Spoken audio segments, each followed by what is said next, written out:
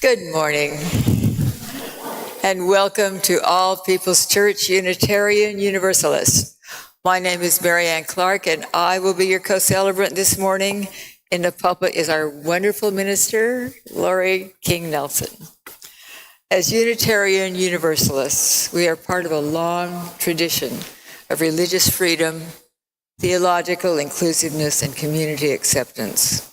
And we cherish our diversities of race, age, ability, politics, theology, sexual orientation, culture, and ethnicity.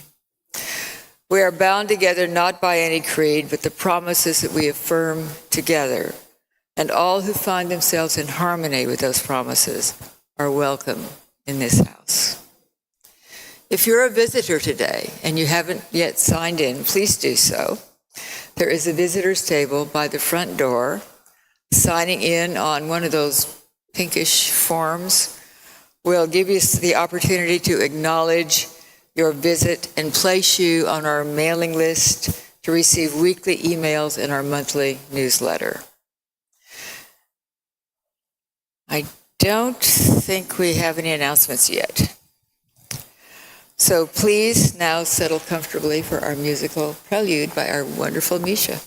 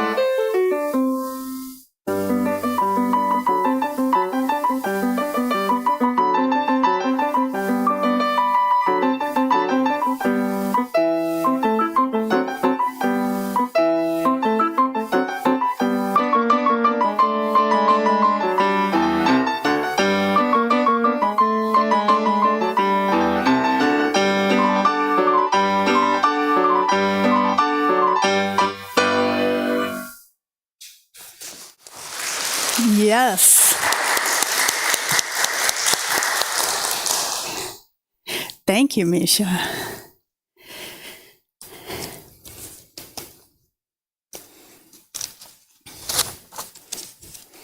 So excited about that music, I forgot to turn my page.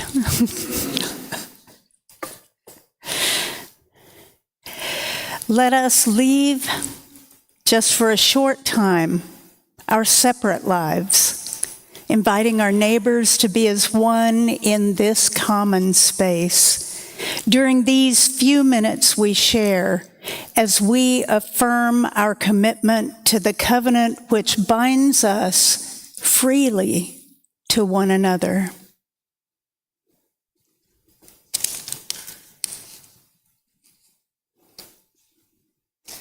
We now invite you to rise in body or spirit for the chalice lighting, the opening hymn, and the spoken affirmation. Our chalice lighting words this morning are from the Reverend Scott Taylor. We gather together today to receive the blessings of trust. May the relationships in this room remind us we do not have to depend only on ourselves. May the quiet we share help us hear and renew our faith in that still, small voice inside. May the music sung inspire us to hold tight to the restorative rhythms of the world. May the words offer remind us that we too have a voice, one that must be trusted and shared. With our hearts open, let us begin. Please join now in singing the opening hymn. It's our hymn of the month for March.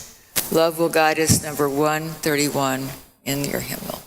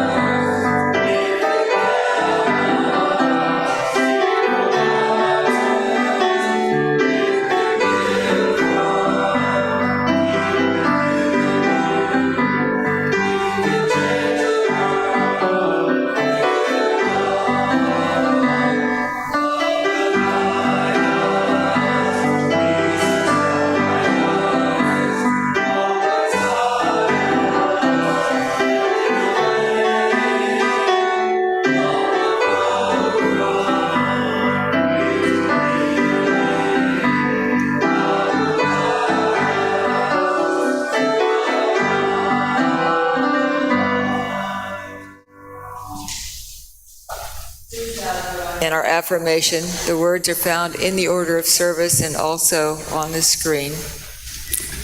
Love is the doctrine of this church. The quest for truth is our sacrament, and service is our prayer. To dwell together in peace, to seek knowledge and freedom, to serve others in community, to the end that all souls shall grow into harmony with creation. Thus we do covenant with one another. Please be seated. The young and the young at heart are now invited to come forward for our time for all ages here at the front of the chancel. Do we have some young and young at heart? I know there's one or two back there, but I don't know that they're coming up. Right. Okay. It's okay, we can move along.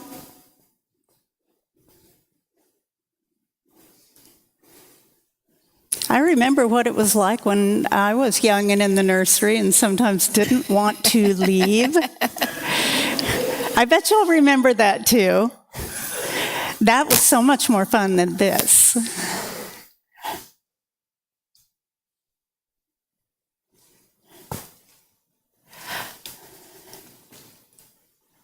Okay.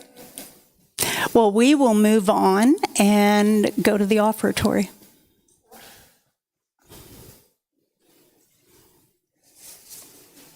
We take each Sunday as an opportunity to recommit to this place and to these people.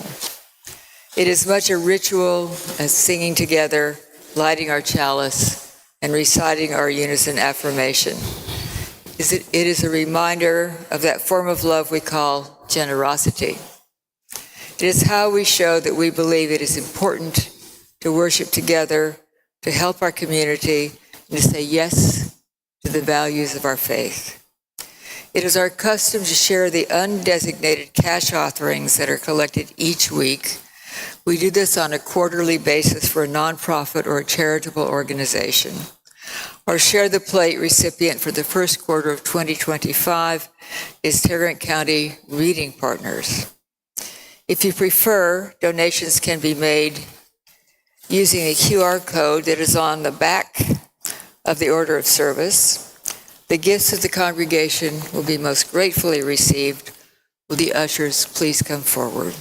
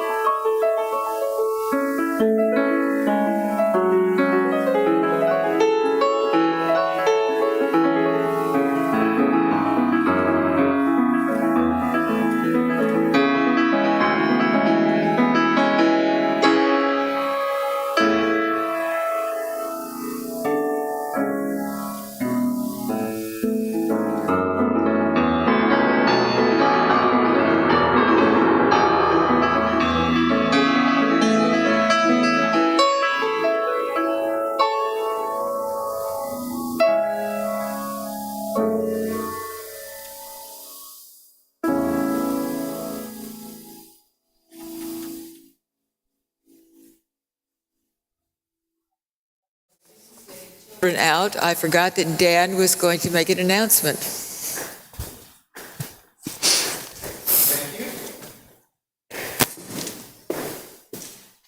Good morning. I'm Dan Sexton, and I'm going to be coordinating the stewardship drive this year. And this year's stewardship campaign will start on Sunday, April 6th. That's 2 weeks. That's the first Sunday in April there. And so expect to receive a pledge packet in the mail, which will have a copy of our budget, and we'll have a pledge card in there that you can look at and see how things work. And then once the pledge drive kicks off, expect to get a call from a visiting steward to talk to you about doing a pledge. And so once a year, we come to our members and ask for your support. We ask each household to make a pledge and that is to commit to giving a certain amount of money over the coming year. And this pledge drive that we'll be doing now is for the fiscal year starting in July that will go through next June. So just so you understand, how the finance year works. And our current year expenses are projected to be about $220,000. So that's basically what it takes to run this church. I mean, this building, the minister, the pianist, all the things, we're doing that for $220,000, which is pretty reasonable, which tells you how much volunteer work that we all do. I think we are running this church, and the money that's needed for it is really just the light bill and the mortgage payment. And then we also we have the service auction, and we have rent income and things like that. But the major portion comes from member donations. And just to give you a reference, the average household pledge is around $3,000, and the median, we're half are above and half are below, that's around $2,000 a year. So just so you kind of understand what the average person's kind of doing. Last year, we raised the money to hire Lori King Nelson as our minister, and that was a great thing. That was a real achievement. But our finances, as we've gone through this year, have still been tight in terms of, can we pay every bill every month? We've been had to struggle with that a little bit. So our goal for this stewardship campaign is to be able to confidently pay our bills and have a little extra money that we can salt away, because the next thing after that is Reverend Lori is half-time, and we would like to move her up in hours. And we also need to look at our other staff. Do we need to give Rain, does Rain need more hours to manage RE as we have more children? Does Carl need more hours to manage the church office as the church is becoming a busier place? So we've got to consider all these things. We have these sort of demands along with the electric bills going up and everything else. But I think we can do it. So to do all this, what we're asking for is another $30,000 in pledges this year, which is about a 20-25% increase. So just to see, can we all come up with that amount of money to sort of put us on kind of a confident footing financially? So I want to ask everyone just to consider, what the church means to you and what you can do to support the church. We need your donation of money, and we need your donation of time, because really, it's volunteers that run this church and make things happen. And to me, All Peoples is a great church. We're a warm and welcoming place that is committed to liberal religious values. And the other thing is, we do it together. We're fairly transparent in how we run this place, and we're democratic in how we do things. So I think that's a great thing, in that. The money to run this place, really, it comes from us all. That's all there is to it. There's no we don't have a sugar daddy somewhere or anything like that. And the work to get done is done by us. We're the volunteers who make things happen. And to me, that's a beautiful thing, that this little group here is keeping this little church going, and we pay the money, we work the hours, and we make it happen. So I want to thank you guys for all you do, but just say we're going to come asking for money, and just begin to think about that and see what you think. Thank you all.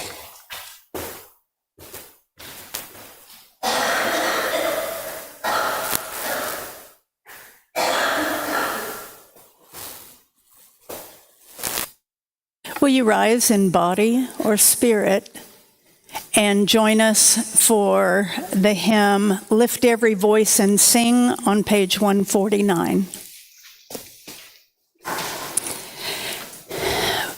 Let's let Misha go through it on his own the first time, and then we will join in on the second time through.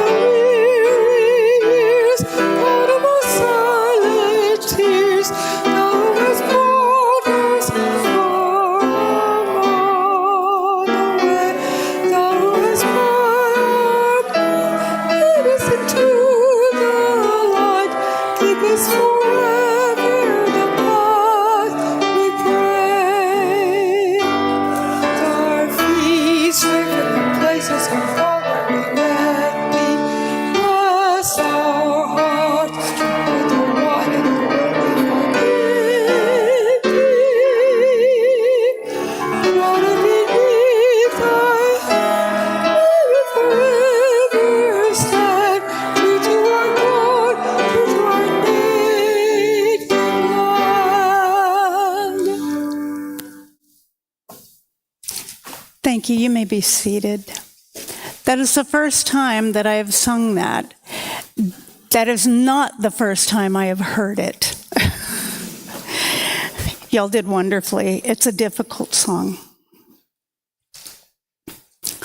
Our reading is from Amanda Gorman, "The Hill We Climb," an inaugural poem.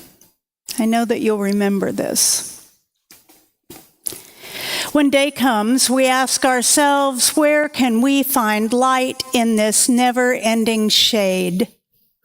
The loss we carry, a sea we must wade. We braved the belly of the beast. We've learned that quiet isn't always peace, and the norms and notions of what just isn't always justice. And yet the dawn is ours before we knew it. Somehow we do it. Somehow we weathered and witnessed a nation that isn't broken, but simply unfinished. We, the successors of a country in a time where a skinny black girl descended from slaves and raised by a single mother can dream of becoming president, only to find herself reciting for one. And yes, we are far from polished, far from pristine, but that doesn't mean we are striving to form a union that is perfect. We are striving to forge our union with purpose, to compose a country committed to all cultures, colors, characters, and conditions of man. And so we lift our gaze not to what stands between us, but what stands before us. We close the divide because we know to put our future first. We must first put our differences aside. We lay down our arms so that we can reach out our arms to one another. We seek harm to none and harmony for all. Let the globe, if nothing else, say this is true, that even as we grieved, we grew, that even as we hurt, we hoped, that even as we tired, we tried, that we'll forever be tied together, victorious, not because we will never again know defeat, but because we will never again sow division. Scripture tells us to envision that everyone shall sit under their own vine and fig tree, and no one shall make them afraid. If we're to live up to our own time, then victory won't lie in the blade, but in all the bridges we've made. That is the promise to Glade, the hill we climb if only we dare. It's because being American is more than a pride we inherit. It's the past we step into and how we repair it. We've seen a force that would shatter our nation rather than share it, would destroy our country if it meant delaying democracy. And this effort nearly succeeded. But while democracy can be periodically delayed, it can never be permanently defeated. In this truth, in this faith, we trust. For while we have our eyes on the future, history has its eyes on us. This is the era of just redemption. We feared at its inception. We did not feel prepared to be the heirs of such a terrifying hour. But within it, we found the power to author a new chapter, to offer hope and laughter to ourselves. So while once we asked, how could we possibly prevail over catastrophe? Now we assert, how could catastrophe possibly prevail over us? We will not march back to what was, but move to what shall be. A country that is bruised but whole, benevolent but bold, fierce and free. We will not be turned around or interrupted by intimidation, because we know our inaction and inertia will be the inheritance of the next generation, become the future. Our blunders become their burdens. But one thing is certain: if we merge mercy with might and might with right, then love becomes our legacy and change our children's birthright. So let us leave behind a country better than the one we were left. Every breath from my bronze-pounded chest, we will raise this wounded world into a wondrous one. We will rise from the golden hills of the West. We will rise from the windswept Northeast, where our forefathers first realized revolution.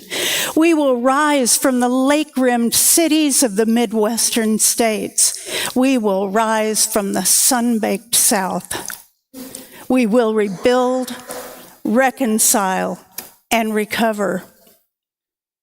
And every known nook of our nation and every corner called our country, our people, diverse and beautiful, will emerge battered and beautiful.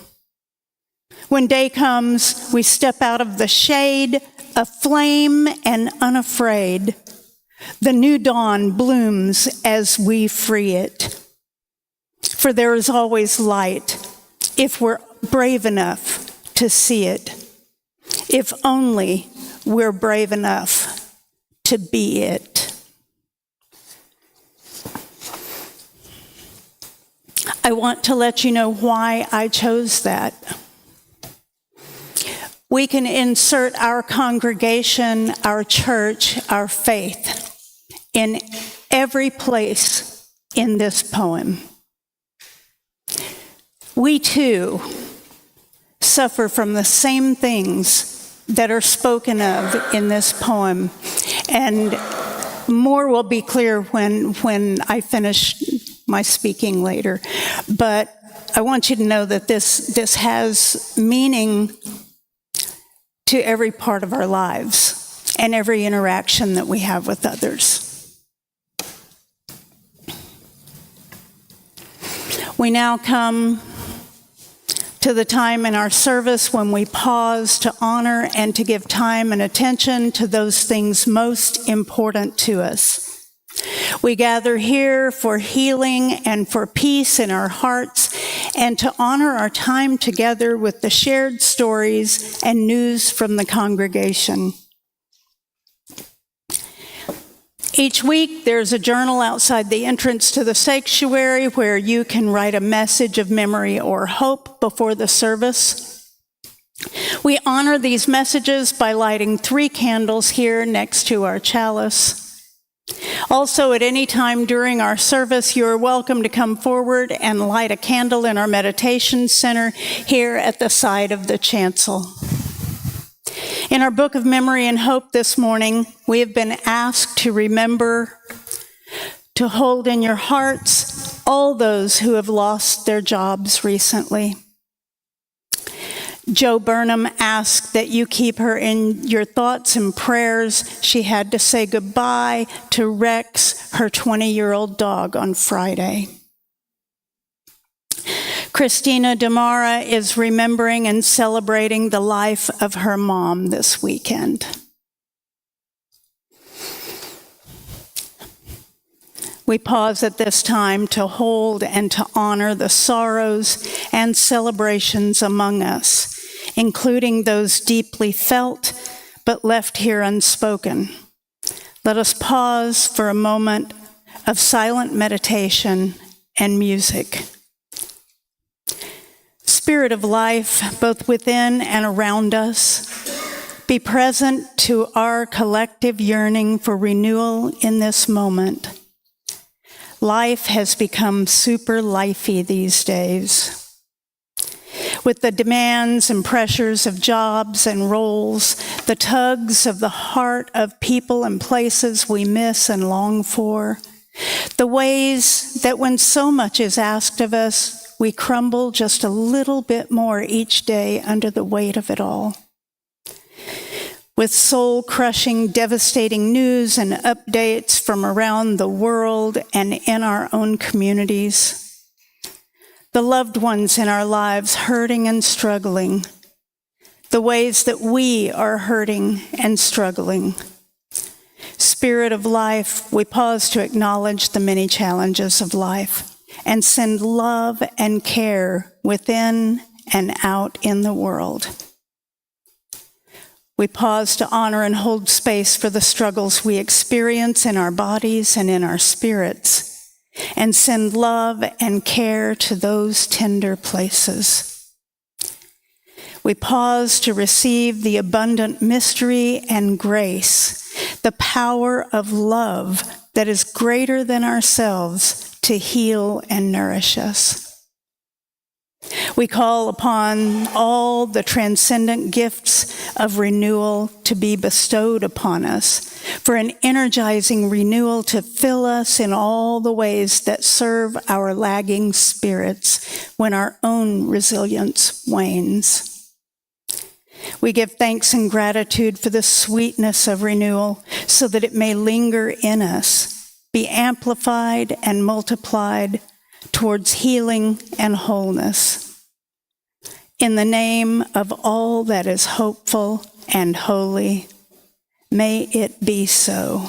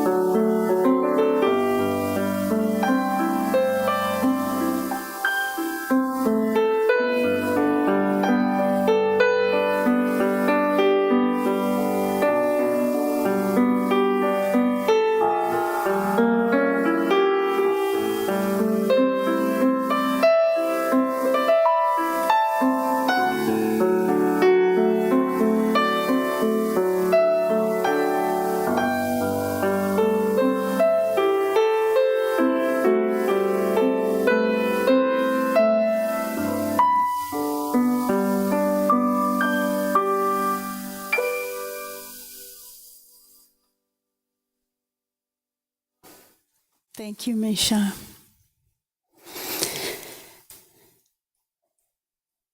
So, in 2011, David Raymond wrote a paper titled Echoes of a Distant Thunder, The Unitarian Controversy in Maine, 1734 to 1833. This was considered one of the largest religious controversies in the history of the U.S. And of course, Unitarians were involved. So bear with me as I read the opening paragraphs. This part is a little bit long, but I think that we need a history lesson. In 1805, a theological dispute erupted in the heart of Puritan New England that would divide the Congregational churches of Massachusetts and lead to the formation of a separate Unitarian denomination. What began in 1734 as a rational protest against the emotional excesses of the Great Awakening culminated nearly 100 years later with the severance of the liberal wing of the Congregational Church into a separate Unitarian denomination. In all, approximately 150 Unitarian churches separated from the Congregational landscape. This represented a loss of nearly 1/3 of the Congregational churches in Massachusetts and nearly 10% of the main Congregational churches. It was one of the most bitter and significant controversies in American religious history. The Unitarian controversy passed through 4 distinct phases: a gradual drift into liberalism, followed by the separation of the Unitarians from the Calvinists along institutional, theological, and denominational grounds. The theological drift into liberalism, 1734 to 1805, began during the Great Awakening when a number of Puritan divines, led by old Calvinists such as Charles Chauncey, Jonathan Mayhew, and Maine history. No, something got mixed up here. Ebenezer Gay. They registered their concern with the emotional excesses of the revival, convinced that spiritual conversion was an orderly, rational process manifested over time in the character of one person. A number of Boston area clergy denounced as dubious the claims of instantaneous conversions that accompanied the Great Revival. In the years that followed, these men continued their rational assault on other doctrines, subjecting them to the same skeptical scrutiny. By 1800, the liberals had adopted 3 key theological innovations which separated them from traditional Congregationalists.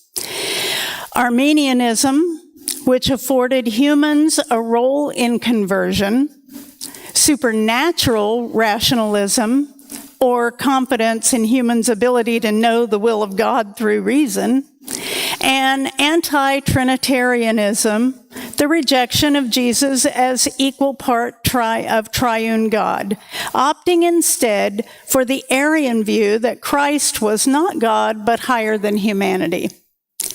Due to the liberals, as the Unitarians were first known, tacit rule of letting sleeping dogmas lie, the extent of their rejection of Calvinism was not well known until 1805, when the Board of Overseers for Harvard College clashed over the election of a successor to the moderate Calvinist, the Reverend David Tappan, as professor of divinity. This battle, won by the liberals with the election of Henry Ware as professor of divinity and the subsequent selection of J.T. Kirkland as president of Harvard, led to the next phase in the controversy, the institutional separation, 1805 to 1815. Under the steady urging of Jedediah Morse, the Orthodox, as the defenders of traditional Trinitarian Calvinist theology were known, worked diligently to distance themselves from the liberals by establishing their own periodical, The Panoplist. In 1805, by founding their own school for theological training, Andover Theological Seminary, in 1807, and by taking steps to sever all manner of Christian fellowship, including pulpit exchanges, ordination councils, and other forms of church-parish relations, beginning around 1809. As the publications and public accusations multiplied, so did the tension between church and parish. Usually a dispute arose because a liberal parish fought with an Orthodox church over the selection of a minister and pulpit exchanges. When the two sides came to loggerheads, as they often did, one side or the other would appeal to the ecclesiastical council for mediation and advice. Invariably, these councils, the selection of which was theologically politicized, proved ineffective. And when they did, the parishes would wrest control of the church property from the Orthodox churches by virtue of their power of the purse and ownership of the real estate. The institutional separation culminated with the publication of Morse's pamphlet, American Unitarianism, in 1815, which attempted to link American liberals with the more radical forms of Unitarianism emanating from England and the continent. Landing in the theological landscape like a bombshell, Morse's pamphlet set off a public debate over theology that led to the theological separation of the two factions, 1815 to 1825. The paper war that ensued engaged the great theological minds of that generation. William Ellery Channing, Henry Ware, and Andrews Norton for the liberals, and Samuel Worcester, Moses Stewart, and Leonard Woods on the side of the Orthodox. Institutional separation at the local level began with the selection of a minister and/or pulpit. Traditionally, the church chose the pastor with the consent of the parish, and the parish provided financial support. Once the Unitarian controversy began, the parish, which was generally more liberal in its views, challenged the authority of the church, which was usually more orthodox, to call a minister. Sometimes the controversy arose at the time of ordination when the incoming pastor was examined by an ordaining council of his peers to determine if his doctrine was sound. Other times, the conflict developed gradually as the minister's views and sermons grew progressively more liberal. The infamous Dedham decision, Baker versus Fales of 1820, gave the parish and not the church the right to control church property and the selection of ministers. Thus, when the two sides could not settle matters through conciliation, the parishes would often refuse to pay the salary of the Orthodox minister and/or would unilaterally call a liberal minister to settle without any input from the church. Even when a pastor was examined, ordained, settled, and his sermons were deemed acceptable by both parish and church, trouble could still arise over the pastor's policy of pulpit exchange. Pulpit exchange was a common practice of the day whereby a minister would preach the morning sermon in his church and swap pulpits with a neighboring pastor for the afternoon service. Members of the parish insisted on a broad and generous policy of pulpit exchange from Orthodox ministers to ensure exposure to the preaching of nearby liberal pastors. But Trinitarian ministers who sincerely believed that Unitarianism was undermining true religion were reluctant to exchange pulpits with their liberal colleagues for fear of corrupting the faith of the members of the church. When a pastor refused to exchange pulpits with his liberal colleagues, the Unitarians of his parish and church would pressure him to do so, and if he refused, would try to have him dismissed. Once institutional relations were severed and the theological distinctions were drawn, the controversy terminated with the denominational separation of the liberals from the Orthodox churches. From 1820 to 1833, liberal minorities in the churches often joined forces with liberal majorities in the parish to force a Unitarian pastor on an Orthodox congregation. Refusing to sit under what they deemed heretical preaching, the Orthodox withdrew and formed new churches based on congregational theology. By 1825, relations between the two factions were so bitter that Unitarians banded together to form the American Unitarian Association as a separate formal denomination. This theological division was completed in 1833 when the Commonwealth of Massachusetts disestablished the standing order, and with it, the financial benefits and status that accrued to the state's official religion. From then on, the Unitarians and Congregationalists effectively went their separate ways. In the words of the immortal Jed Clampett, whoo, doggy. That went on a long, long time. Can you imagine that kind of conflict within your church? Every single day for 100 years. If we are tempted to ask if they always handled these conflicts kindly, then just answer that question with, we are a people constantly evolving. It is important to remind ourselves that Unitarians, Universalists, and Unitarian Universalists know controversy and division. And we have come to understand that the way forward is through practicing a covenantal life and mindset. This history is the very reason our covenants were created and are revised periodically to better reflect our belief that love is the one true foundation of this church, through which all of our core values grow. How often do we stop and think about what it means to be in covenant with one another?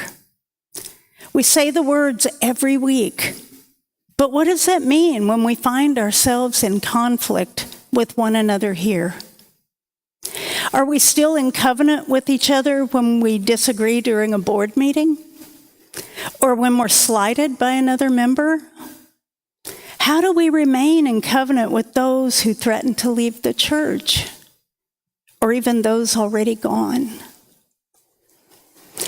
Our covenant with one another signifies a living, breathing aspiration to be in right relationship with one another, to our best intentions, and to something greater than ourselves, whether called God, Spirit, beloved community, or any other name we choose.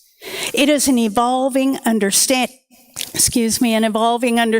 of how we are to be in community with one another. It is meant to adapt and evolve as our understanding of ourselves, our faith, and our world changes. This right relationship with each other is how we create a better world for all. It's vital to our personal growth. We strengthen relationships through shared purpose and foster a sense of belonging, support, and accountability. We deepen our understanding and love for one another through our shared experiences and our sense of purpose. We can do none of this without a commitment to our covenantal values in our lives and in our church. Unitarianism, Universalism, and Unitarian Universalism, in all their many forms and evolutions, have struggled and flourished across history. And what our forgetful hearts must always remember is that love has always been this church's one foundation. And as people who base all their words and actions on love, we need to come back to our covenant again and again if we are ever to make our beliefs a reality. We cannot just recite the words on Sunday morning and move on. We must ask ourselves in every difficult situation we face, what does my covenant require of me in response? I can tell you, I've been on the giving and receiving end of this question more than once. If the answer or action does not begin with love, then we are reciting empty words that do more harm than good. Our covenant requires us to answer in words and actions with love, not just when it's easy, but every single time it is difficult. Every time we want to walk away from conflict or stay and respond in kind, that is exactly the difficult time where a loving response will do the most good.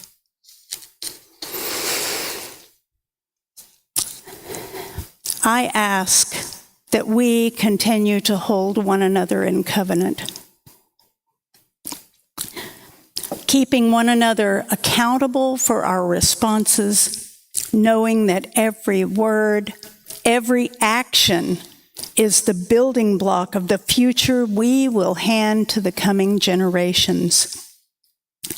Let's leave them with a strong foundation.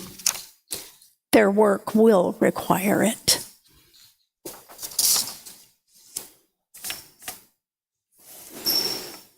Will you rise, embody your spirit, and join us in the closing hymn, number 108, My Life Flows On in Endless Song.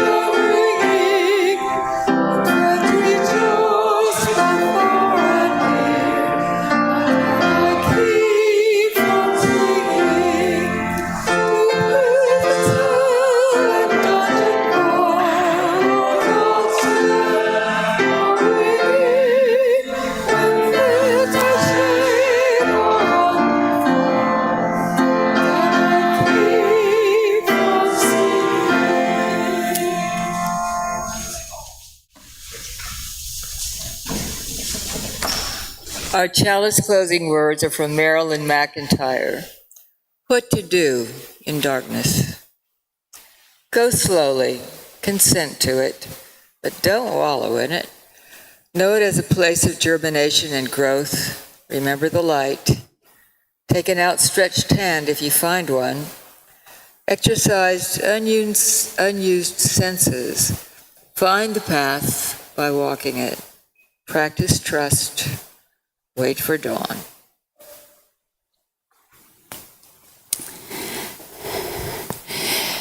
Our service has now ended.